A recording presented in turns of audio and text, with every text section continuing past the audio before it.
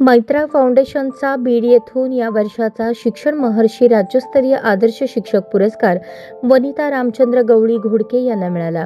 बीड शहरातील डॉ. बाबासाहेब आंबेडकर सामाजिक न्याय भवन येथे हा सोहळा दिमाखात पार पडला. महाराष्ट्रातील 35 साहित्यिक शिक्षकांना त्यांच्या शैक्षणिक कार्यातील कामगिरीबद्दल तसेच साहित्य सेवेचा आराखडा घेऊन आदर्श शिक्षक पुरस्कार देऊन सन्मान करण्यात आला. मैत्रा फाउंडेशनचे संस्थापक द. ल. वारे, जिल्हाध्यक्ष संजय राठोड, त्यांचे सर्व पदाधिकारी, बीड जिल्ह्याचे शिक्षणाधिकारी, जिल्ह्यातील विविध क्षेत्रातील सामाजिक लोक तसेच कला, साहित्यिक, सामाजिक उपक्रम राबवणाऱ्या अनेक मान्यवरांच्या उपस्थितीत या पुरस्कार वितरण सोहळा संपन्न झाला.